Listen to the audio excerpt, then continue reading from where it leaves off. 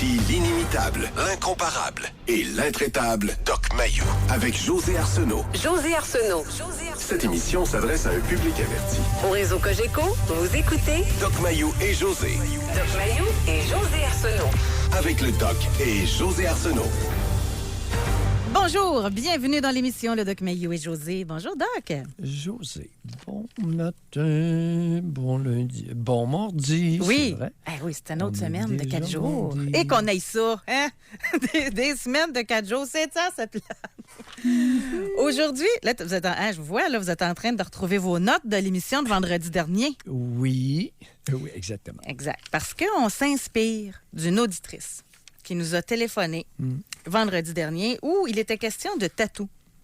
Et cette auditrice-là nous racontait qu'à l'âge de 16 ans, elle s'est fait tatouer un flocon en l'hommage de son chat décédé qui s'appelait Flocon. Et vous lui avez posé la question tout d'abord, OK, on va essayer de comprendre ça. À quoi ça ressemblait là, chez vous, vos parents? Ah, c'était des parents amoureux. Très amoureux, on te le dit. Épanouis. Oui. Et là, moi, j'ai trouvé que vous y êtes allé très délicatement. Et, oui? Oui, j'en ai même parlé avec c'est gentil. Michel à Gatineau. J'ai dit, il a comme laissé des petits points de suspension. Ah! Tu sais, c'est vraiment... Je suis content que tu me dises ça. Oui. Et parce qu'on essayait de comprendre... Parce qu'on est en direct, hein? Oui, alors, oui. Puis c'était quoi le lien avec le chat? Ben, c'était mon ami. Oui. Comment expliquez-vous qu'à l'âge de 16 ans, le chat soit votre ami? C'était pas facile pour notre auditrice, je dis ça respectueusement. Peut-être qu'elle a réfléchi en fin de semaine, mais c'était pas facile là, de le comprendre elle-même. Et suite à ça, parce que notre émission, on a continué sur le tatouage, mais suite à ça, on a eu des textos et des gens qui disaient, ben voyons franchement, là, Doc, et je cite, là, Doc cherche des bébites. Pourquoi ne pourrait-on pas se confier à son chat? OK, là, on est rendu dans la confidence. Là, pour moi, là, c'est un degré différent encore. Là. Alors, on a été inspirés et on s'est dit que ça vaudrait vraiment la peine de faire une émission complète là-dessus. Que se cache-t-il derrière votre lien que vous avez avec votre animal ou que vous avez eu? Parce qu'il y en a qui sont en deuil incroyable. Oui. Mais au-delà de tout, là, le deuil de l'animal est plus important que le deuil d'un de leurs parents. Oui, tout ça existe. Donc, aujourd'hui, on va essayer de le décortiquer. Moi, si vous me permettez, je vais juste faire une distinction. Moi, que quelqu'un ait un lien incroyable, m'en fous. Puis tant mieux si la personne a ce réconfort-là, a ce lien-là, ça lui amène une paix, ça lui amène une zone de confort. Mais le but d'aujourd'hui, c'est de le comprendre pourquoi, d'où ça vient. C'est pas de juger le lien. En tout cas, dans mon cas, c'est ça, là. Mais il doit y avoir aussi, je pense, des différents degrés, comme vous dites parfois, là, entre avoir un chat, que tu développes un lien, c'est une chose. Quand tu es rendu à 12 chats, il y a peut-être d'autres choses aussi, là. Oui. J'ai tout vu ça dans ma pratique. Oui. Ouais. Le téléphone de l'auditrice m'a beaucoup interpellé. Et vous avez senti un scepticisme délicat. Exactement. Je me suis pas réécouté. Mais le fait que tu me dises que c'était empreint de délicatesse me plaît beaucoup. Parce qu'il s'agissait d'une jeune femme de 25 ans, mère d'un bébé de 20 mois. Oui. Bon. Pourquoi le scepticisme? Flocon, chat décédé, alors qu'elle avait 16 ans, était pour elle un compagnon de vie, nous a-t-elle dit, un ami. Un compagnon de vie, un ami. Pour emprunter, pour citer ces mots, enfance heureuse, comme tu as mentionné, parents très amoureux, 2 adultes très épanouis, nous a-t-elle révélé. Oui. C'est très interpellant. Comment pouvez-vous avoir une enfance heureuse avec 2 adultes très épanouis Et l'enfant développe un lien anthropomorphisé avec l'animal, c'est-à-dire va considérer l'animal de compagnie comme un être humain et développer un lien comme si c'était un être humain. Compagnon de vie, un ami. Il m'est apparu possible que cette jeune femme-là, cette jeune mère de famille-là, mère d'un bébé de 20 mois, il m'est apparu plausible qu'elle se racontait une histoire fausse. Je ne vais pas plus loin, mais je n'ai pas du tout été convaincu. Au contraire, j'ai été très inquiété. Inquiété par quoi? Pourquoi suis-je inquiet de cette situation-là? Parce qu'il s'agit d'une mère d'un bébé de 20 mois qui, si elle ne voit pas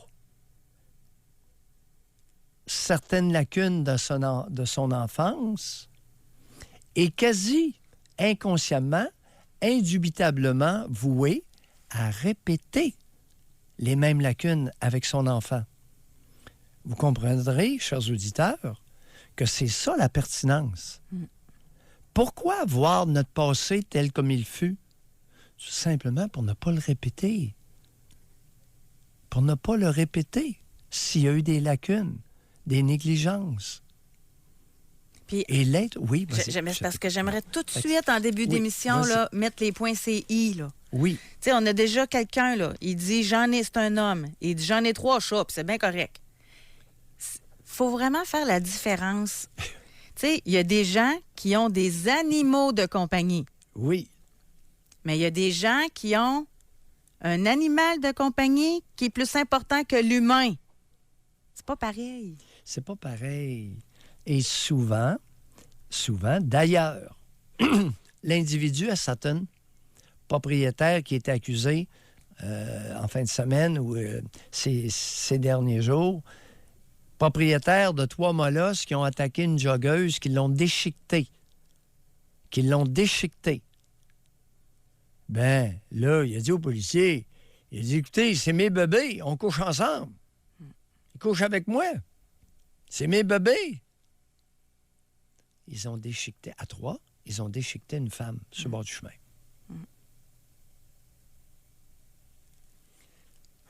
Alors, ce ne sont pas des animaux de compagnie. Il l'a dit, ce sont mes bébés. Un homme âgé. Alors, il y a énormément de monde au Québec qui anthropomorphise, c'est-à-dire qu'il développe un lien avec l'animal de la même nature qu'un lien humain.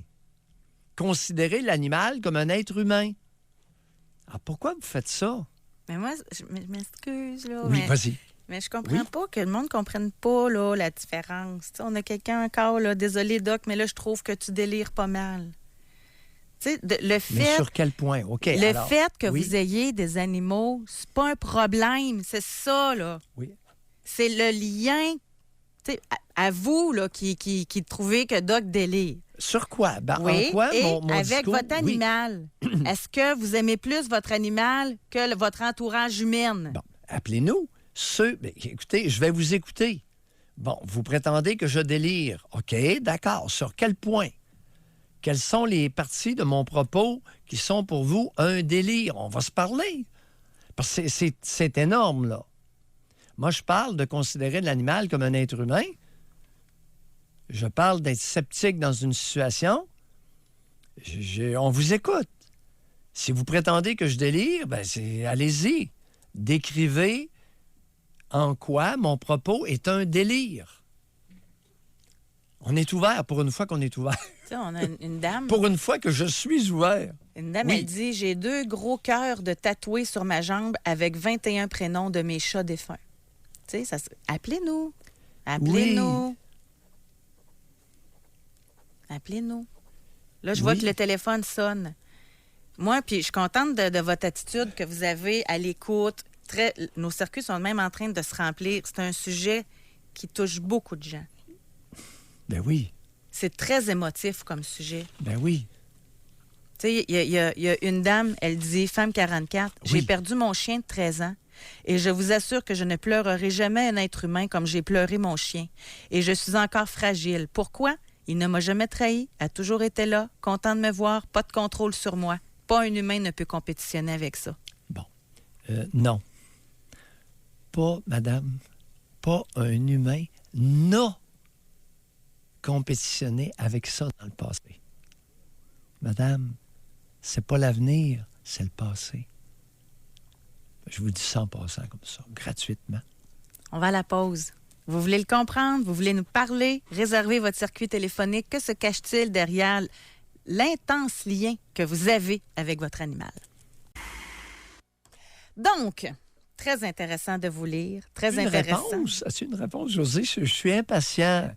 L'individu qui a écrit, l'auditeur qui a écrit que je délirais, je veux bien, il n'y a pas de problème là. Mais en quoi mon propos est-il un délire?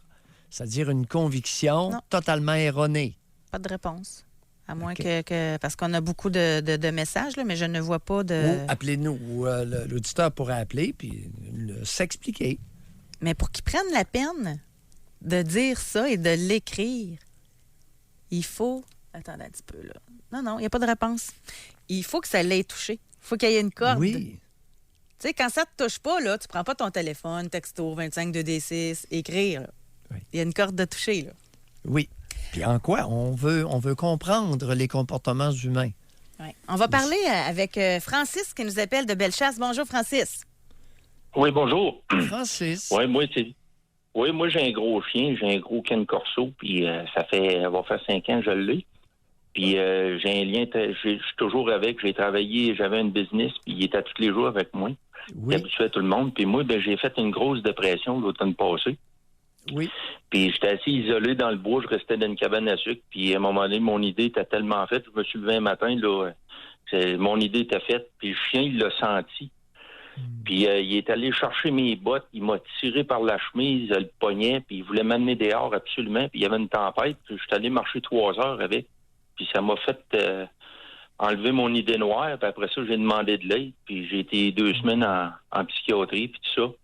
Puis si j'aurais pas eu mon chien, ben je suis certain qu'ils sentent les vibrations comme un confile. Puis et il m'a vraiment, il a insisté. Il était en avant de moi, il braillait. Puis écoute, 120 livres, quand il te poigne par la chemise, tu suis, là. Fait que là, je me suis habillé, j'ai été marcher avec. Puis je suis revenu, j'avais des idées un petit peu moins noires, mais j'ai été consulté, puis j'ai rentré en psychiatrie parce que ça n'aurait pas été de mon chien, je serais plus là. OK. Et qu'est-ce que vous aviez prévu lorsque le chien vous a tiré? Pardon? Qu'est-ce que vous aviez prévu à la cabane à sucre? Ah, ben moi, j'avais un petit atelier mécanique, puis moi, c'était pas une mort violente, là, mais c'est parce que moi, je pensais à ceux qui allaient me trouver. Moi, c'était de faire partir mon tracteur, puis à me gazer, prendre des pilules un peu plus pour m'endormir, puis je me rasphyxie au monoxyde de carbone. C'est moins pire de trouver quelqu'un endormi que pendu ou bien à un coup de fusil. Hein. Mm-hmm. Quel âge avez-vous, Francis? J'ai 50 ans. 50 ans. Intéressant. Et pourquoi le Canet Corso? Pourquoi? Moi, c'est mon ex-copine qui faisait l'élevage, puis j'en avais eu un qui était malade, elle m'avait choisi lui, puis c'est le meilleur chien que j'ai jamais eu. Il va dans les foyers de personnes âgées, il va dans les maternelles avec des enfants. C'est un amour, il aime les chats, il aime tout le monde. Francis? Oui? Vous me faites peur. Pourquoi? Et vous transportez votre animal comme ça. Est-ce que vous lui avez déjà mis une muselière? Non, mais moi, ce que je fais, je connais tellement mon animal, puis que quand je vois quelque part où que ça bouge trop, qu'il y a trop d'enfants, puis t'as pas... Tu sais, les enfants, des fois, ça brosse, c'est rough, ça crie. Ben moi, mon chien, je ne le mets pas à risque qu'il arrive quelque chose. Je prévois tout le temps, là, tu sais. Mais je ne vais pas dans des endroits où, quand il y a trop de chiens, des fois, ça peut chicaner. Je fais bien attention à ça. Je suis conscient de mon chien. Francis, pourquoi pas lui mettre simplement une petite muselière pour assurer la sécurité de tout le monde? Un Canet Corso, s'il prend une mordée, il coupe un poignet. Vous le savez oui, très bien. Oui. Bon, c'est pas un caniche. Non, je suis tout à fait conscient de ça. Canet corso, c'est un molosse, chers auditeurs. Et j'en ai vu un, une fois. Est-ce que le vôtre avait la tête large, aussi large presque le thorax? Oh oui, on dirait une tête d'ours. Là. Ça a le cou tellement puissant. Là. J'ai compris 120 livres tantôt aussi. Oui. Oh, oui, c'est 120 livres qui pèsent. Mais c'est 120 livres de muscles. Écoute, ce sont des chiens de guerre d'origine italienne. Ce sont des chiens d'attaque de guerre. Ouais. Francis... Mais vous savez, monsieur Mailloux... Est-ce que vous l'avez encore, votre Canet corso? Oui. Puis, ce qui est important que le monde sache, c'est qu'un mâle, Canet corso, vers l'âge de 4-5 ans, son caractère va changer un petit peu. Il va devenir plus territorial, un petit peu moins patient. Puis ça, je le vois. J'en suis conscient. Puis moi, je prends pas de chance. S'il y a d'autres chiens, je fais attention. Puis j'avertis le monde aussi. J'ai lu beaucoup là-dessus. À 120 livres, là, vous pesez combien vous-même, Francis? Moi, je pèse environ 170. 170 livres. Êtes-vous médicamenté à l'heure actuelle? Oui. Bon, vous êtes médicamenté. Un chien de 120 livres au bout de la laisse, s'il donne un coup sec, allez-vous être capable de le retenir? Impossible. Bon. Alors, vous avez compris ma suggestion de la muselière? Absolument. Merci. Même que c'est... même dans les endroits où on reste, ils vont exiger ça, puis j'avais appelé, puis je suis pas contre ça. Puis même, c'était dans mes projets d'y aller. Puis c'est sûr que en étant malade, je voisinais moins de monde. Mais c'est certain que c'est là, comme là, je vois plus dans le monde, puis tout ça. Mais c'est sûr que des fois, c'est pas mon chien, ça peut être un autre, mais n'empêche que je suis conscient qu'il m'appelle l'odeur. S'il pogne un autre chien, il va y casser une patte, il va le tuer. Mais c'est un chien, il s'est fait attaquer par 3 chiens, il s'écrase à terre, puis il pleure. C'est pas un combattant, il n'y a pas ça en lui. Là. Mais n'empêche que s'il est là, je vais le perdre. Là. Francis, merci. Oui. Bonne chance. Oui, merci d'avoir appelé. Bye. On en profite aussi pour faire de l'éducation collective. On s'éduque entre nous autres à notre émission. Avant d'aller au téléphone, moi, j'inviterais cette mère qui nous a texté. Elle dit « J'écoute votre émission. Je suis une mère de 37 ans et ma fille de 16 ans considère son chien qu'elle a depuis 2 ans comme son meilleur ami, digne de son enfant. » Ça pourrait être intéressant que vous nous appeliez. 1-877-670-9330. Oui. Et ce n'est pas rare. On va parler avec Gilles qui nous appelle d'Ottawa. Bonjour, Gilles. Bonjour. Oui, Gilles. Oui. On vous écoute. Oui. Bon, moi, je suis un ancien, un vétéran. Oui. Oui. Quand je suis sorti de l'armée, les chiens de service, ça commençait juste. Puis il faut le faire, comme on dit, sauter dans, je sais pas comment, du cerceau pour en avoir un. Puis j'ai décidé d'aller m'en acheter un moi-même, un chien. Oui. Puis depuis ce temps-là,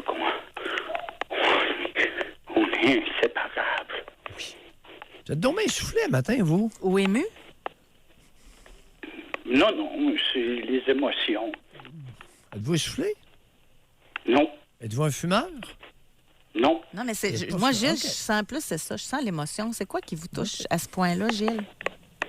C'est mon chien. Mon chien. Oui. C'est une partie de moi-même. Quelle sorte de chien? Parlez-nous de votre chien. Un épagnol américain. Un épagnol. Oui. Américain. Oui. Oui. Pèse combien, votre épagnol? Il est bien nourri. Il est au-dessus de 50 livres. Oui. OK. Il est bien nourri. Et dans votre entourage, y a-t-il d'autres personnes ou bien c'est vous et lui? C'est moi et lui. Oui. Ça fait combien d'années que vous l'avez? Ça m'a fait 9 ans. 9 ans. Oui. Quel âge avez-vous, Gilles? 60. Oh, 60 ans. Oui. Avez-vous toujours été un grand émotif? Oh. Peut-être dans le fond de moi-même, mais dans l'armée, tu ne montrais pas que tu étais émotif. Oui, mais Gilles, même si vous ne le montrez pas dans l'armée, vous l'êtes pareil. Avez-vous toujours été un grand émotif? Oui. Mais qu'est-ce que vous faisiez dans les Forces armées canadiennes à vous entraîner à tuer? J'étais blindé. Racontez-nous. C'est ça, j'étais chef d'équipage. Oh oui? Oui. À bord de quoi, chef d'équipage? À bord de quoi? Un léopard. Oh, un char d'assaut? Oui. Arrêtez donc. Oui. Et puis, c'est ça. Bon. J'ai été... je vais faire une histoire courte. J'ai vu... J'étais allé à des places où c'était pas Jojo. Et... bon, ben, on m'a déclaré post-traumatique, blablabla. Là. Fait que depuis ce temps-là, ben, je suis médicamenté. Puis, bon, il y a une partie de votre émotivité qui est réveillée ou augmentée par la médication, n'est-ce pas? Oui. Ah oui. C'est pour ça que je vous demandais tout à l'heure, j'étais essoufflé, tu sais, parce que c'est un peu forcé, là. Oui. Mais comment se fait-il que vous êtes émotif, puis on vous donne des médicaments qui vous rendent encore plus émotif? Oh. Pierre, la médecine, écoute, je pense qu'il n'y a pas grand psychiatre qui connaisse c'est quoi être soldat, puis avoir vécu ce qu'un soldat a vécu. Oui. Sur ce point-là, je suis tout à fait d'accord avec vous. Oui. Pierre, avant, on va continuer à parler, là, parce que j'ai dit, si jamais je te parle à la radio, j'ai pogné de quoi chez les Américains, un nouveau traitement pour la dépression puis les chocs post-traumatiques. Qui est quoi, dites-le? OK. Stellate ganglion bloc. SGB. Oui. As-tu déjà entendu parler de ce traitement-là? Non. Il s'appelle comment? Le produit s'appelle comment qui fait cet effet-là? C'est une opération, c'est pas un produit. Ah, c'est une opération au cerveau? Non, c'est apparemment qu'ils servent de ce traitement-là pour lorsque les femmes ont des chaleurs. Puis apparemment que les vétérans, le Veteran Affairs aux États-Unis, ils ont commencé, ils ont réalisé que ça faisait de l'effet sur les vétérans qui Gilles, qui souffraient. Je dois vous dire, je suis au courant qu'il y a des études qui se font sur l'utilisation de l'ecstasy chez les états de stress post-traumatique. Et autrement dit, dans les états de stress post-traumatique, Gilles, tout a été essayé. Et il y a encore beaucoup de choses qui vont être essayées parce qu'il n'y a à peu près rien qui marche de façon raisonnablement efficace. Hey, merci beaucoup, Gilles, de votre appel. Merci de votre appel. Okay. Merci beaucoup. Il est déjà 9h56, on va aller à la pause. On voit que beaucoup de gens, même des jeunes aussi, je me demandais si, parce que souvent quand on entend parler de l'amour indéfectible de l'humain pour son animal, il y a beaucoup, baby boomer, etc. On parle de zoothérapie chez les personnes âgées. Oui, exact. Mais je suis curieuse de savoir s'il y a des jeunes qui sont dans cette situation-là aussi. Au retour, je vais lire Femme 25 ans d'ailleurs. Donc, réservez votre circuit téléphonique. Comment expliquez-vous ou que se cache-t-il derrière le lien intense que vous avez pour votre animal? Nous sommes de retour dans cette émission qui fait beaucoup réagir. Je le mentionnais tantôt.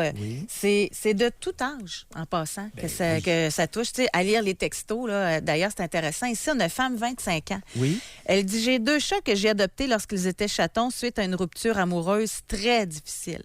Je les aime tellement, c'est inexplicable. Je pense que je suis fait pour habiter avec des animaux et ne pas avoir d'enfants, car j'ai plus d'amour pour les animaux et je me sens bien avec eux. » Et je pense que le mot amour revient à 2 reprises dans le court texto. Serait-ce la source du problème? Une rupture amoureuse très difficile. Se pourrait-il que dans la plupart des ruptures, il n'y a pas d'amour? Comment peut-on adjoindre l'adjectif amoureuse quand il n'y a pas d'amour? Un des deux n'était pas amoureux ou les deux n'étaient pas amoureux. C'est une rupture. Vous savez, chers amis, je pense que la police aurait eu avantage à déclarer ça. que il y a une condition sine qua non dans l'intimité, c'est la réciprocité. Chers amis, si vous êtes amoureux de quelqu'un, assurez-vous que l'autre est aussi amoureux de vous, sinon vous êtes dans le trouble. Mais oui, mais je l'aime, docteur. Ben oui, mais l'autre, t'aimes-tu? Non. On plie bagage. On S'il n'y a faudrait pas faire une émission réciprocité, là-dessus, parce qu'il y en a ben beaucoup là. qui se battent contre ça, qui Oui. se battent, là. Oui. Oui, mais je l'aime. Ben oui, mais l'autre t'aime pas. Oui, mais c'est pas rien. Non, madame, 25 ans, votre rupture amoureuse très difficile, appelez-nous. On va simplement vous demander qu'est-ce que vous voulez dire par une rupture amoureuse très difficile? Rupture, amoureuse, très difficile. 3 mots. Et avant d'aller à Lévis, parler avec Lynn, là, femme 37. Oui. J'avais investi beaucoup d'amour à mon chat adopté lorsque mes parents se sont séparés. J'avais 11 ans. Quelques années plus tard, le nouveau beau-père l'a fait euthanasier, prétexte que je ne nettoyais pas sa litière. C'était pour me casser. Et ça a fonctionné. Beaucoup de révoltes, de culpabilité et de solitude sont restées en moi. Ouais. Alors, dans un moment de perte d'affection et d'attention parentale, l'enfant surinvestit l'animal et v'là-tu pas que le nouveau conjoint qui trouve la petite belle comme un cœur veut la casser parce qu'il réalise qu'elle est toujours en train de flatter le chat au lieu de le flatter lui. Oh non, c'est mordu matin, là, je délire. Ouais, il me semble que vous cher allez auditeur, raide un peu, là. Cher auditeur, tout à l'heure, oui, il m'arrive de délirer. Et là, j'étais sur une belle poussée délirante. Ça, je dis pas que ça m'arrive pas. Fait que c'est-tu là qu'on s'en va à Lévis, Doc? Oui. Bonjour, Lynn. Hey, oui, bonjour. Regardez, je suis sur le main libre. Est-ce que ça fait une interférence? Non, ça va bien. Non? OK, parce que j'entends mal quand c'est pas... OK. OK. Bon, moi, c'est bizarre parce que tantôt, il y a un monsieur qui a appelé qu'un canet corso mâle. Moi, je vous ai déjà appelé. J'ai un canet corso femelle de Oui. 5 ans. Oui. OK. Puis, dernièrement, j'ai eu l'occasion d'emmener mon chien où il y avait un petit chien. Pas un chiot, un petit chien là, de race, je me souviens pas. Oui. Et puis, les deux ont mal réagi, les propriétaires de l'autre chien aussi. Puis, en tout cas, c'est juste une histoire courte. C'est que mon chien, ben là, moi, j'ai appelé un comportementaliste pour savoir ce que mon chien était.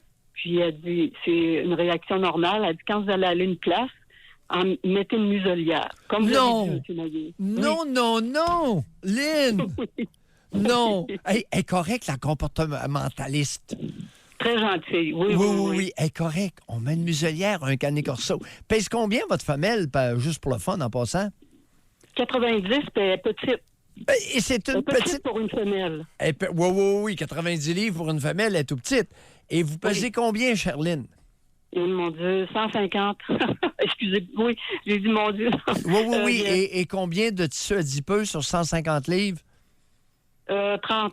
30 livres. Alors, vous êtes une Oui. femme de 120 avec un chien très musclé de 90 livres. Si elle donne un coup, Oui. êtes-vous capable de la tenir? Non, elle m'arrache le bras. Bon, merci Lynn. On a tout compris. OK. Bon, puis là, je voulais vous dire Oui. que la comportementaliste. Moi, j'aime les chiens parce que, bon, premièrement, j'ai de la misère à entrer en contact avec les gens. Surtout quand ça devient sérieux, intime. Intime dans le sens de parler de choses sérieuses, pas juste de la pluie et du beau temps. Fait que Oui. je me suis retournée vers les chiens. Oui. Si je vois des personnes avec un chien, c'est sûr que je vais aller vers le chien. Après, je parle avec les gens. Je trouve que c'est plus facile pour moi d'entrer en contact. Oui. Et puis, suite à ça, c'est ça, je vais avoir un deuxième chien là, à Saint-Septembre, un chiot, un boxeur cette fois-ci. Parce que monétairement, Canet Corso, c'est pas donné, là. Et puis, oui. Puis, ce que je veux dire aussi, c'est que Oui. moi, si quelqu'un veut faire une activité, que je sais que je peux emmener mon chien, puis la personne dit tu ne l'amènes pas, je reste chez moi. Si un homme veut entrer dans ma vie, c'est non. Si tu n'acceptes pas mon chien. Ah, ça, c'est différent, par exemple. Ouais. Ça, c'est différent. Alors, il y a des hommes qui auraient été intéressés par vous, Charline, et Je sais pas. qui n'ont pas accepté votre chien. C'est arrivé. C'est arrivé. Oui, puis même, je parle avec... Hey, Lynn, Oui. ça prend un baveux solide. Qui est baveux? Le gars qui vous donne un ultimatum. Tu m'intéresses, mais ton chien, là, c'est moi ou le chien. Est-ce que c'est ça que vous êtes déjà fait servir un ultimatum comme ça? Ben, genre, oui. Oui, dans ce style-là. Ça prend un homme royalement baveux, vous trouvez pas? Ben, c'est ça, je me demandais, c'est-tu moi qui n'est pas correct ou c'est le gars? Attendez un peu. Comment se fait-il que vous ayez si peu confiance en vous? Vous vous faites servir un ultimatum par un illuminé et vous vous remettez en question? Ah, ben, c'est... Que vous êtes fragile, Lynn. Écoutez, juste en passant, moi, je suis diagnostiquée TPL avec médicaments. Ouais. Puis oui, c'est sûr, j'ai pas confiance en moi. Mais moi, Lynn, j'ai une question pour vous, si vous me permettez, parce que j'ai accroché là-dessus tantôt. Avant, qu'est-ce qui fait que vous avez de la difficulté à rentrer en intimité avec les autres? Là? Puis comme vous l'avez expliqué, juste avoir une conversation plus en profondeur, ça part de loin, là? J'ai peur de ne pas intéresser les gens, j'ai peur de trop parler de moi, puis mettons que j'ai une conversation avec quelqu'un, ben là, je vais dire, c'est-tu correct? J'ai-tu trop parlé longtemps? J'ai-tu ennuyé? C'est ça. Vous savez, Lynn, vous illustrez bien un point. Il y a des personnes qui ne se remettent jamais en question. Et il y a des personnes, à l'autre extrême, qui se remettent trop en question. Et la question de José va dans ce sens-là. Comment se fait-il que vous vous remettez beaucoup trop en question? Parce que j'ai peur d'être de trop. Peut-être que c'est pas la réponse que vous voulez, mais je sais pas. J'ai peur de ne pas être une personne intéressante. Qui s'est intéressé? Vous avez quel âge? J'ai presque 60. Presque 60. Quand vous étiez jeune, qui a montré de l'intérêt pour vous? Personne. Puis, je peux vous dire... Lynn, c'est la réponse que j'attendais. Parce que, je peux vous dire, ma mère est décédée au mois de novembre, puis ça m'a pas fait beaucoup de peine. Ouais. Puis, je m'en veux. Je me dis, ça se peut pas. Je trouvais qu'elle faisait pitié. Non. Lynn, on va cesser de s'en vouloir, puis on va en vouloir à qui de droit? Qui n'a pas fait sa job de parent quand vous étiez jeune et que vous aviez besoin? Ah, c'est ça. J'ai jamais été complimentée. J'ai déjà... écoutez, à 20 ans, j'ai voulu couper le cordon avec mes parents, puis ils disaient que je voulais m'en aller en appartement parce que je voulais me prostituer. des trucs de même, là. Dans quel coin de notre chère tribu canadienne-française ça s'est passé, ça? Quand vous aviez 20 ans? Non, pas Québec-sur-Mer. Québec-sur-Mer. Lynn. Puis il y a 20... Vous avez seulement 60. C'était il y a 40 ans. Oh, on avait déjà mis un paquet de milliards sur l'éducation au Québec. Aïe. Des milliards? Oui. Incroyable, hein? Oui, Merci beaucoup, Lynn. Merci, Lynn. Merci. Oui, bonne journée. As-tu remarqué le ton de voix final?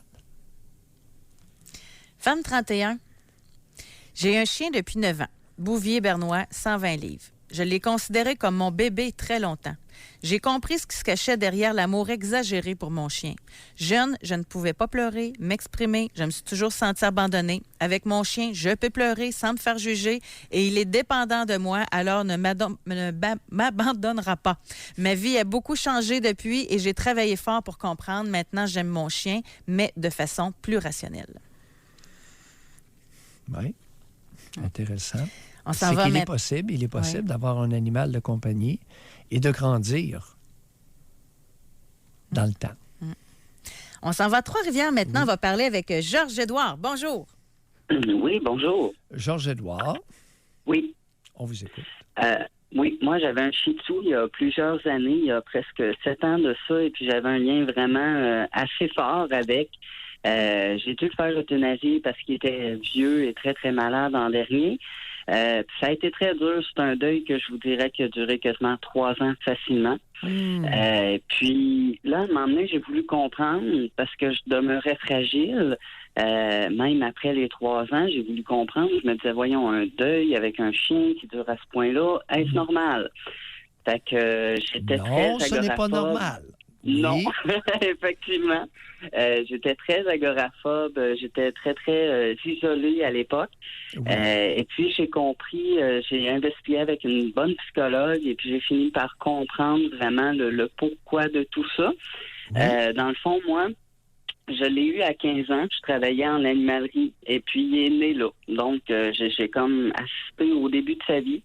Et puis, dans les mêmes temps, j'ai vécu une agression sexuelle. Donc, ça n'a pas été facile. Mais le petit chien, finalement, m'a aidé à surmonter tout ça. Du moins, je le pensais.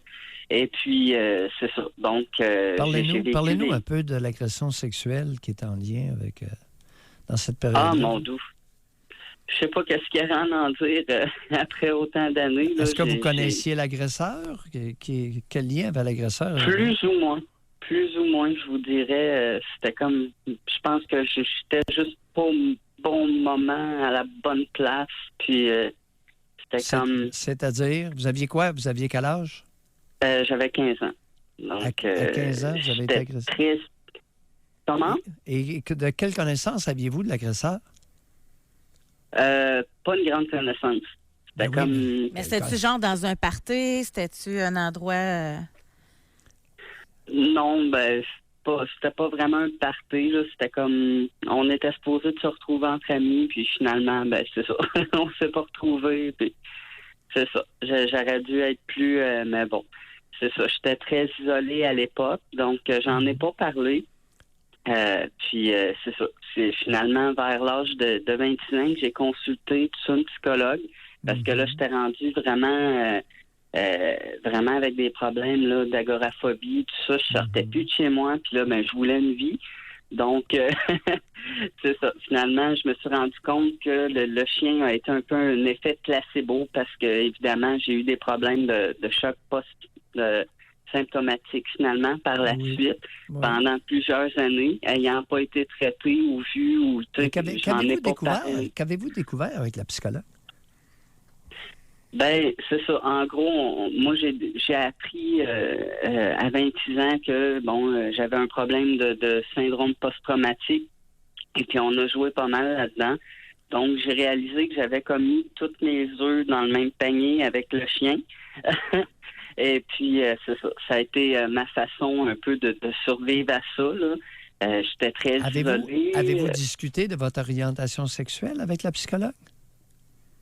Ah non. Non, c'est drôle. Non. C'est tellement drôle. Ça donne envie de brailler. Combien de temps vous avez consulté la psychologue? Je dirais une bonne année facile. Combien de rencontres? Aux semaines, aux 2 semaines? Aux semaines. Aux semaines, une cinquantaine de fois? Semaine. Puis il n'y a jamais été question de votre orientation sexuelle? Non. Non, je n'aurais pas vu non plus l'utilité de... Là. Et elle a quoi, votre orientation sexuelle de particulier? Elle a rien. Non, oui puis non. Je pourrais dire je suis asexuel dans le fond. Donc, c'est ça. J'ai eu des couples, tout ça, là, mais ça fonctionnait pas, là. C'était pas ça. Votre agresseur sexuel, c'était un homme ou une femme? Un homme. Un homme. Qui était homosexuel ou hétéro? Non, à l'époque, il était hétéro parce que aussi, je suis une personne transgenre. Donc, à l'époque, lui, il était hétéro, mais c'est ça. Et vous consultez une psychologue 1 an de temps? Oui. Puis il n'est jamais question de votre orientation sexuelle ou de votre identité sexuelle? Non, parce qu'à l'époque, je ne savais pas que j'étais comme ça. Donc. Pourquoi on consulte en psychologie ou Pourquoi on consulte? Moi, c'était vraiment parce que j'étais rendu au bout du rouleau. Oui, Je sortais plus. on consulte pour découvrir des choses qu'on ne sait pas. Si on consulte pour découvrir des choses qu'on sait, pour parler de ce qu'on sait, ça vaut pas cher, le livre. OK. Hein? Mais, par contre, je peux dire que c'est après ces rendez-vous-là que moi-même, je me suis rendu compte que j'étais une personne transgenre puis que j'étais une personne asexuelle. Donc, ça a fini par donner de quoi. Bon, OK. Ouais. Mais puis, on n'en a pas parlé avec la psychologue. On l'a découvert par ça. Ben, tant mieux. Alors, il y a une conséquence positive. J'ai grandi. Oui, bon. J'ai grandi, puis aujourd'hui, là, j'ai un petit chien aussi, puis un chat. Mais quelle sorte vous avez, là? Vous êtes passé du Shih Tzu? Oui, là, je suis rendu avec un mix Shih Tzu. Terrier, pas terrier... Yorkshire? Bon, parce que je veux dire, oui, c'est ça. Un mix Shih Tzu Yorkshire. Oui, comment ça se fait que je connais tout ça, ces maudites affaires-là? Moi, je sais avec quoi? Brillant. Oui. Bye, Georges-Édouard. Merci. Prenez bien soin du chien. Merci. On va aller à la pause? Oui. Dès maintenant. Jusqu'à 11h, vous écoutez Doc Mayou et José Arsenault. Avec le Doc et José Arsenault. Doc, je serais curieuse de vous entendre là-dessus parce qu'il y a vraiment beaucoup de commentaires par texto. Oui. Notre question, comment expliquez-vous le lien intense que vous avez? Qu'est-ce cache-t-il derrière ça, le lien intense que vous avez avec votre animal de compagnie? Il y en a plusieurs qui disent que ça revient tout le temps, là. Tu sais, lui, il ne m'abandonnera pas. Lui, y a-tu un lien direct avec des adultes humains là, qui ont été abandonnés, le sentiment d'abandon dans l'enfance? Lien direct. Oui. Alors, tu poses la question, la réponse, c'est oui. Alors, lui, il ne m'abandonnera pas comme j'ai été abandonné par mes parents.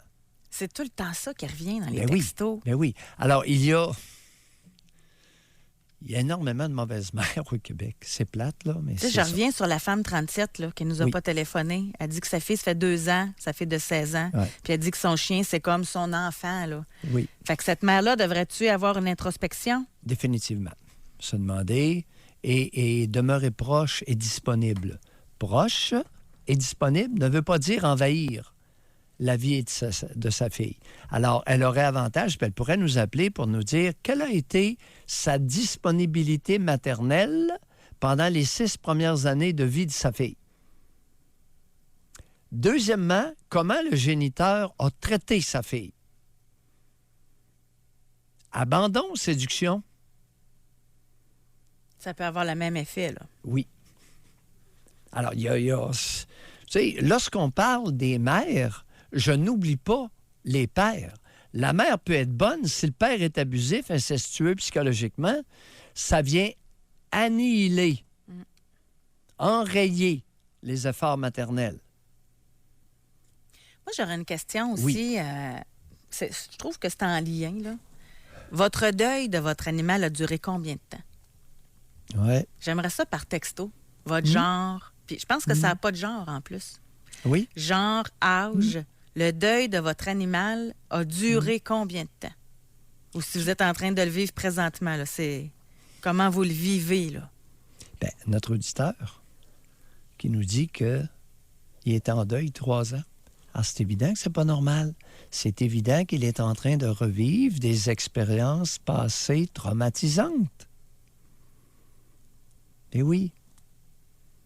Alors, la perte de l'animal peut faire ressurgir à la surface de grandes souffrances passées enfouies. Comme dans le cas de Georges-Édouard. Et ici, on a une femme 48, elle dit « J'aime mon chien d'un amour profond. Il m'aime aussi d'un amour profond. Je n'ai pas d'enfant, il est mon bébé. Je n'aime pas vraiment les gens, je préfère être avec mon chien. » Ben oui. Alors, elle prête à son animal de compagnie c'est ce qu'elle aurait eu besoin à l'époque pour pouvoir grandir et s'épanouir. Elle anthropomorphise, anthropos qui veut dire humain. Elle prête une humanité à son animal de compagnie. Ben oui, je veux pas dire par là que les petits animaux les animaux ne sont pas capables de certaines marques d'affection. Oui, mais lorsqu'on prête à son animal un amour profond, on confond avec le lien. Il y a un lien important. C'est pas un amour, ça, madame, c'est le lien. Parce que votre petit animal, il n'est pas stupide. Il a besoin de manger, puis il a besoin d'un toit l'hiver. Soyez sans crainte, il sait à qui s'adresser pour avoir de la nourriture, de l'eau et puis un gîte. Puis se faire flatter. Puis se faire flatter. Un minimum d'affection. C'est ça. Oui. Exact. C'est très différent, parce que les gens commencent déjà à répondre. Là. Oui. On a femme 79 ans. Ça m'a pris 9 ans de deuil pour mon chien. Bon. Alors, oui, 9 ans de deuil, là. C'est sûr que il y a de la grosse, grande souffrance qui a été exultée, qui est montée à la surface. Moi, je dirais une souffrance incommensurable. Donc, il y a eu deuil de 9 ans. Femme... Oui. Ah, là, c'est pas fin. Attends, je vais juste le lire, lui, avant. Là, c'est un homme. Il dit, ça résume très bien le paquet de femmes stupides à Québec. Bon. Mais c'est pas d'être stupide, là. C'est Bon. d'avoir eu des carences. À quoi il réfère, là? Qu'est-ce qu'il veut dire? Oups, là, on le comprend pas de... En tout cas, sur le deuil, moi, je comprends que c'est en lien avec le deuil excessif, là. Non, là, c'est... monsieur, vous utilisez un propos pour exulter votre mépris. Oui, c'est ça. Là. Un grand mépris, une grande frustration enfouie en vous de longue date, cher ami. Respectueusement dit. Ici, on a femme 20 ans. Oui. J'ai eu mon chien pendant 12 ans et je croyais en être détruite lorsqu'il nous quitterait. Mais étrangement, je me sens libérée depuis qu'il est parti. Ça fait 2 mois. Appelez-nous. Oui. Oups! Surprise! Appelez-nous. Surprise! Alors, c'est intéressant parce que, José, il y a des animaux de compagnie qui peuvent devenir de petits tyrans extrêmement limitatifs. Mm-hmm. Mm-hmm. Ici, on a femme 50 ans. Oui. Le deuil a pris 1 an du cheval de ma vie. Jument de 20 ans monté 4 fois semaine pendant 15 ans. OK. Et qu'est-il arrivé à votre intérêt pour l'équitation suite au décès de ce cheval? Alors, il y a l'animal et il y a les activités, le loisir. Attendez, ça se complique, là. Animal, activité, loisir, socialisation. Parce que vous alliez en randonnée avec des personnes. 4 fois semaine, là. Attends un petit peu, là. Alors, souvent, le cheval revêt plus d'une dimension, comme je viens de le mentionner, y compris la dimension socialisation. Alors là, la personne se retrouve avec tout ça à reconstruire ou à continuer. C'est important d'être bien conscient de toute la part de l'animal dans notre vie. Oui. On va aller à la pause, puis au retour, on va aller au téléphone. On va parler avec Pierre. Ses chiens lui ont servi de psychologue suite à son diagnostic de cancer.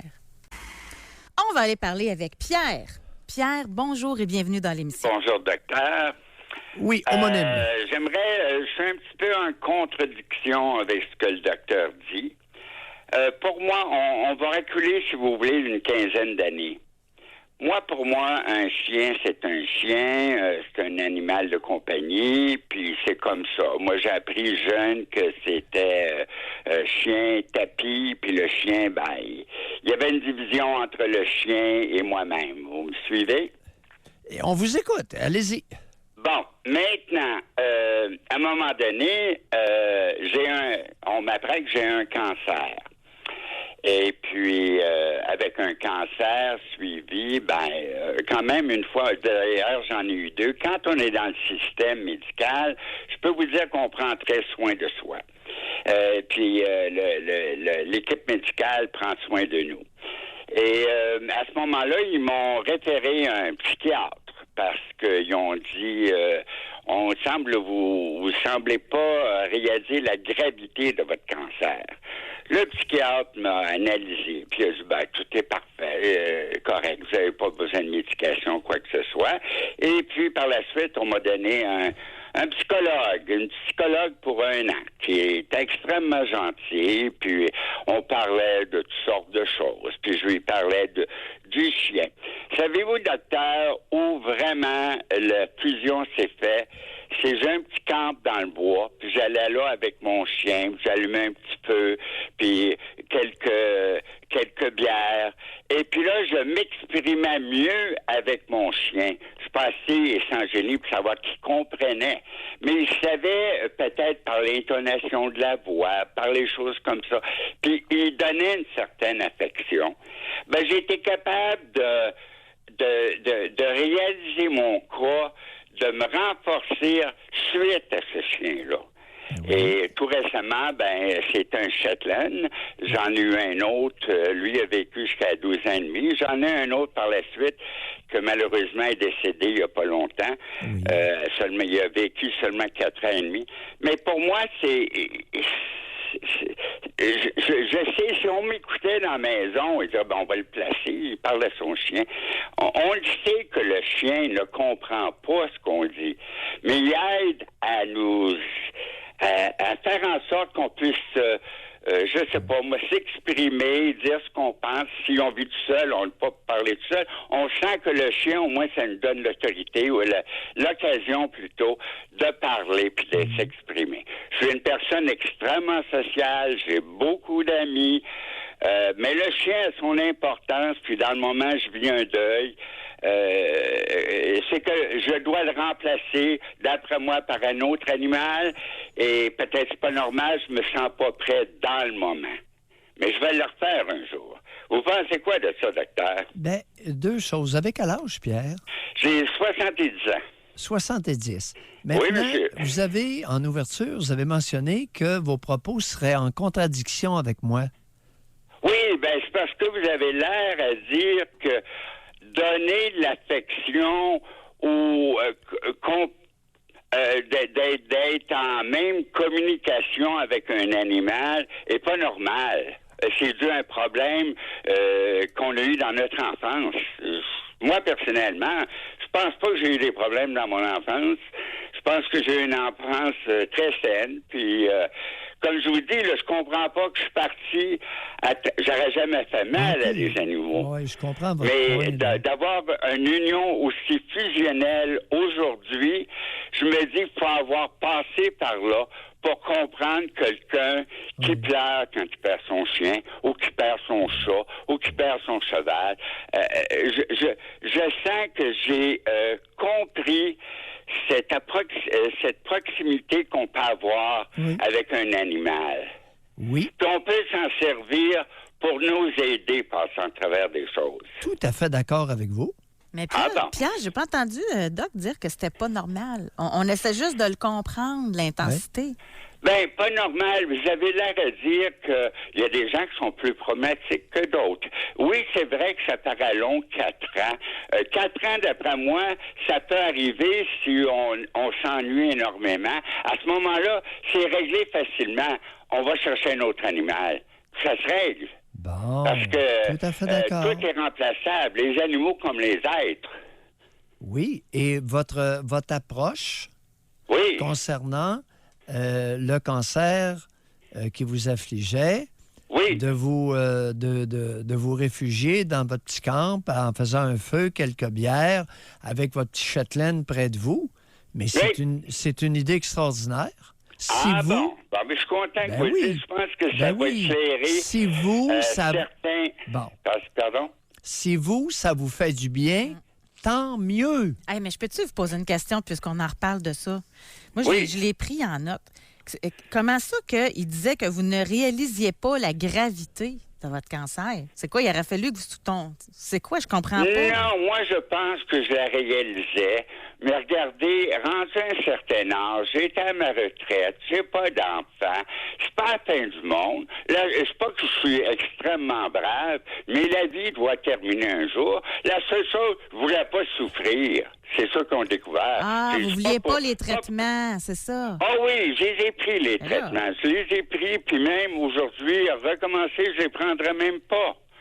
Je les ai pris, les traitements. Puis les traitements m'ont rendu plus malade que les 2 cancers que j'ai eus. La chimio puis la radio, là, on est démunis pour une grosse année par la suite.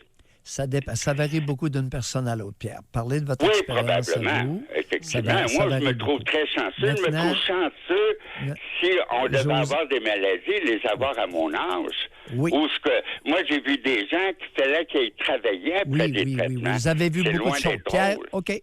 On va s'arrêter là parce que vous avez vu beaucoup de choses et puis vous êtes un conteur naturel. Oui. Merci. Oui, merci. Bye-bye. Au plaisir. Hey, on va se revoir parce que l'histoire du régime, là, j'ai des amis qui m'en ont parlé en fin de semaine, les filles. Là. Fait que j'ai hâte de vous revoir en personne. Bye-bye, excellent, Pierre. Bye. Au plaisir. Bye-bye. Tu poses une question qui est intéressante. Dans certains milieux, quasi exclusivement féminins, on se réclame d'une réaction par rapport à la normalité. Imagine-toi donc, si un homme accepte facilement, alors là, on va lui chercher noir, on va lui chercher des poux. Il trouve un psychiatre, voyons donc. C'est ça que j'ai compris, là. Je l'ai pris en note, là. Vous ne réalisez pas la gravité de votre cancer, allez rencontrer un psychiatre.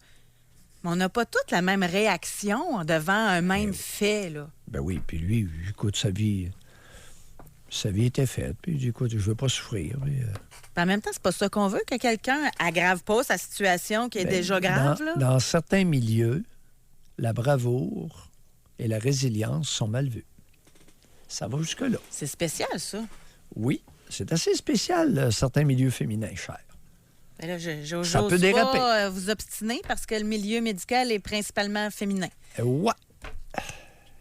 Mais je vais le prendre en note. Et dans certaines sphères, comme en oncologie, tu peux, à un moment donné, consulter, puis que ce soit infirmière, femme médecin généraliste, femme spécialiste, et puis un homme.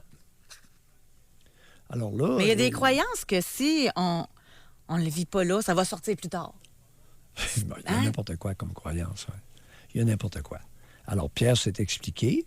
Il s'agit simplement de l'écouter, 8 minutes? Femme 33. Elle est bonne, celle-là. Elle est triste, par exemple. Ouais. Je n'ai pas d'attachement aux animaux moi-même, mais votre émission m'interpelle. Récemment, mon père m'a appelé en larmes, car il était chez le vétérinaire et s'apprêtait à faire euthanasier le chat malade. J'ai revu des images de mon enfance de mon père qui m'a donné la fessée, intimidé, terrorisé, hurlé après un visage rouge-mauve de colère. Et en parallèle, ses yeux tendres et affectueux envers le chat de la famille. Il était si doux, affectueux, attentionné avec le chat, mais tellement brutal avec moi, sa fille. C'est douloureux comme souvenir. Merci beaucoup d'en témoigner. Ça existe et ce n'est pas rare, ce genre de brute. On va aller à la pause. Au retour, on a André et Jean-François en ligne pour nous parler. À quel point, ou plutôt que se cache-t-il derrière le lien intense que vous avez avec votre animal de compagnie? J'insiste encore, là, pour ceux qui viennent de se joindre à nous, on ne juge pas ce lien. On veut le comprendre d'où ça vient. Parce que chaque histoire a des particularités. Et on l'a vu avec celle de Pierre.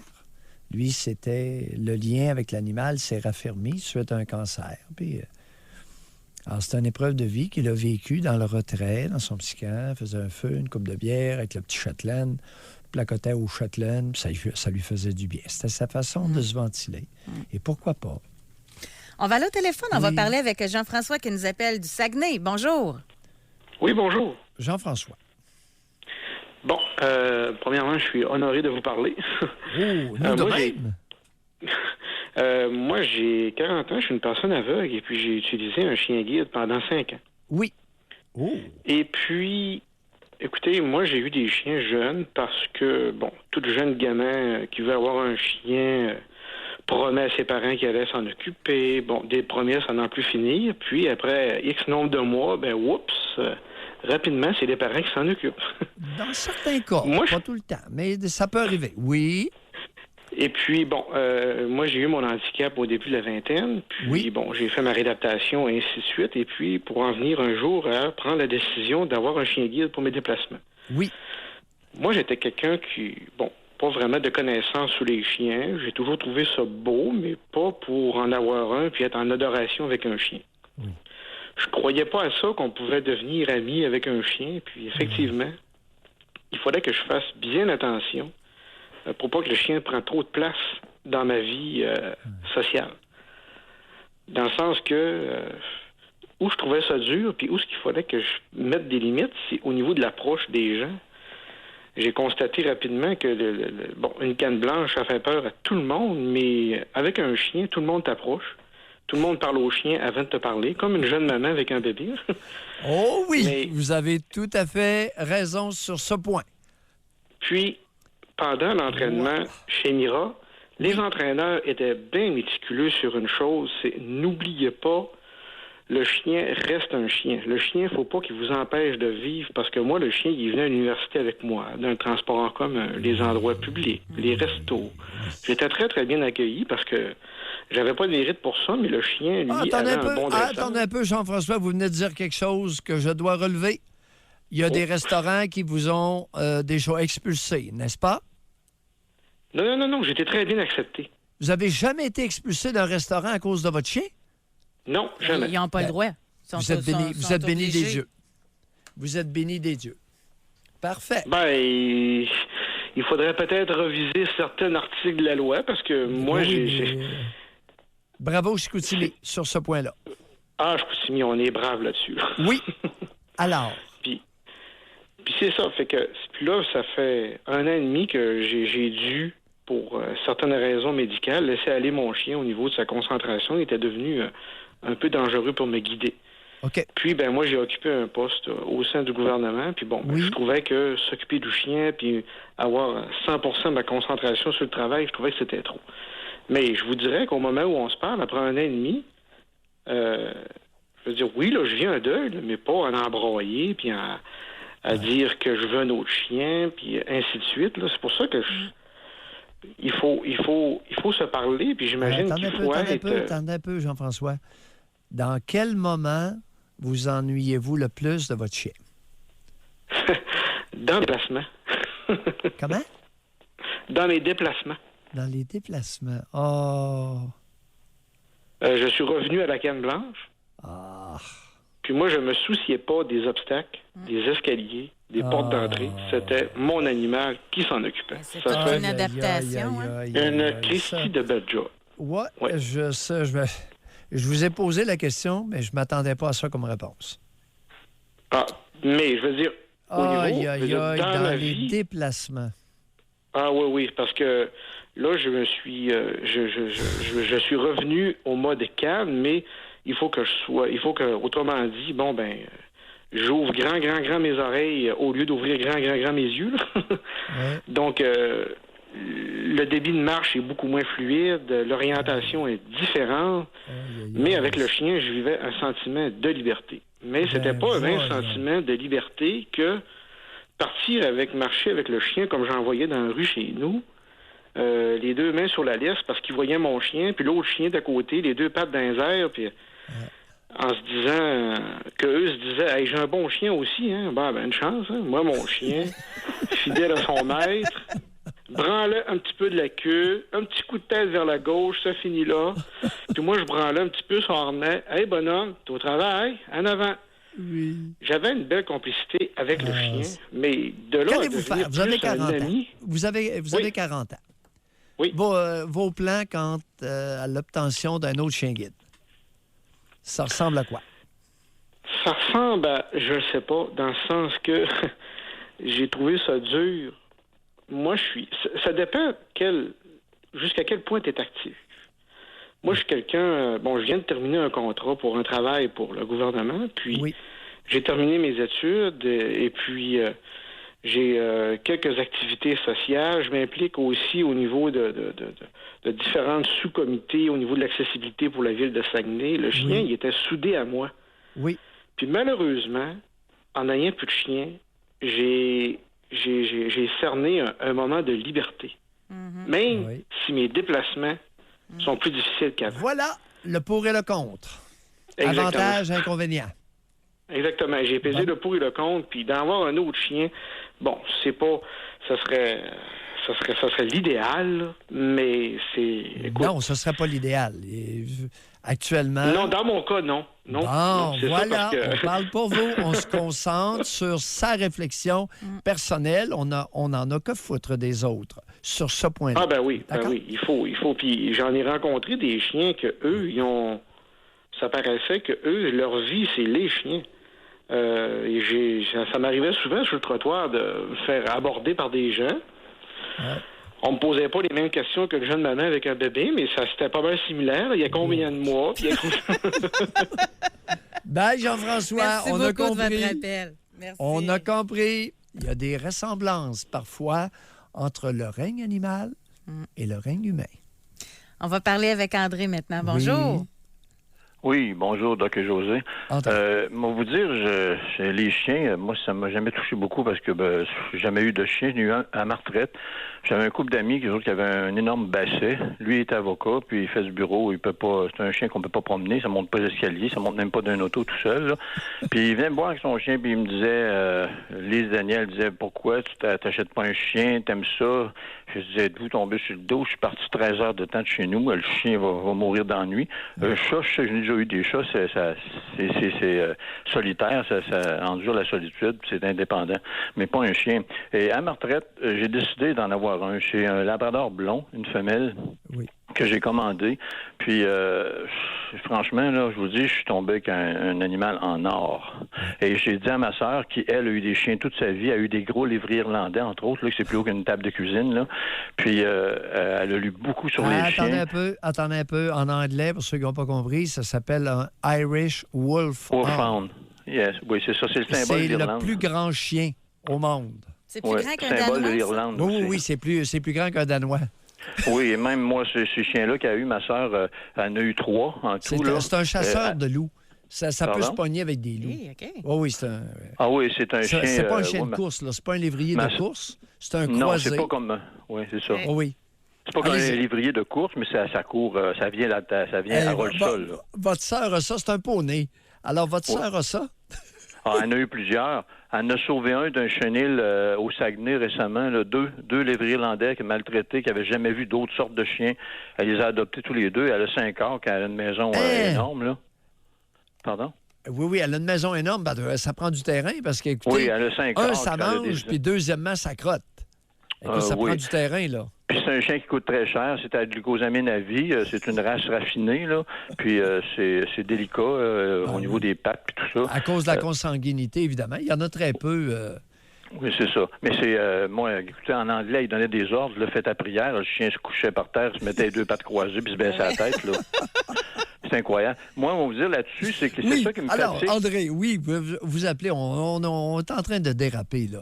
Ouais, alors là, on parle de bassin, riche au fond, on n'est pas tout à fait dans la même... Et vous, là, qu'est-ce que vous vouliez nous dire aujourd'hui? Moi, je voulais vous dire que je suis agacé, tanné d'entendre dire qu'un chien, c'est si peu intelligent et que ça comprend rien. Ce que les gens ne savent pas, c'est qu'un chien, ça fonctionne au radar. Ça détecte toute émotivité. Ça fonctionne à l'émotion. André, votre femelle labrador blonde est rendue à quel âge? Elle est dans sa 6e année. Bon. D'après vous, vous êtes-vous déjà amusé à essayer de compiler le nombre de mots qu'elle comprend? Oui, j'ai essayé. Elle avait à peine 2 ans. J'en ai compté dans le lit le matin. Elle a couché avec moi au début. C'est une gaffe que j'ai faite, par exemple. J'ai de la misère à changer de ça. Là. J'ai compté 35 mots. 35 mots. Le mur, la porte, le plafond, le plancher. Et moi, vous dire une chose, là. La première fois de ma vie, je l'ai emmené sur une plage à Saint-Jean-Port-Joli. Je marchais avec, ça faisait 20 minutes. Et sans bouger, en continuant à marcher, j'ai dit, on retourne. Elle est retournée, puis elle m'a tiré par l'autre bord, là. C'est, vous dites, quand j'étends mon linge sur la corde, ma galerie, si j'échappe des épingles en bas sur le trottoir de bois, il faut que je descende sur l'autre côté pour faire le tour. Elle va me les chercher, elle me les rapporte dans les mains. Là. Et André, Et dépendamment des races, effectivement, le quotient intellectuel peut varier énormément. Savez-vous une chose, André? C'est un peu le même phénomène que chez les humains. Il y en a des brillants, puis il y a des cancres. Bye, André. Merci beaucoup. Merci beaucoup. Merci de votre appel. Il reste une minute. Exactement. C'est vrai. Je veux lire un message. Oui. Je lis lui, mais nous en avons reçu d'autres à cet effet. Oui. Femme, 26 ans. Il y a 4 ans, j'avais des pensées suicidaires, tentatives de suicide. Mon chien est arrivé dans ma vie il y a 3 ans et demi. Je peux vous dire qu'il m'a sauvé la vie. Car depuis qu'il est avec moi, lorsque mes pensées suicidaires reviennent, je pense aussitôt à lui. Je ne serais jamais capable de l'abandonner. Il m'a littéralement sauvé la vie. On a eu un message d'un homme également qui avait tout prévu, la corde toute. Puis il avait tellement peur de faire de la peine à son chien qu'il est resté en vie pour son chien. Fait que c'est... José, j'en ai pas parlé. J'entends ça assez régulièrement dans ma pratique. C'est pas une joke. Ouais. Merci tout le monde. Merci beaucoup, Benjamin. Merci à vous. Alors, on se retrouve demain. Moi, ma feuille est pleine de possibles sujets en passant, là. On est loin d'avoir terminé, vous et moi, Doc Mayou. Merci tout le monde de votre participation. Passez une belle journée.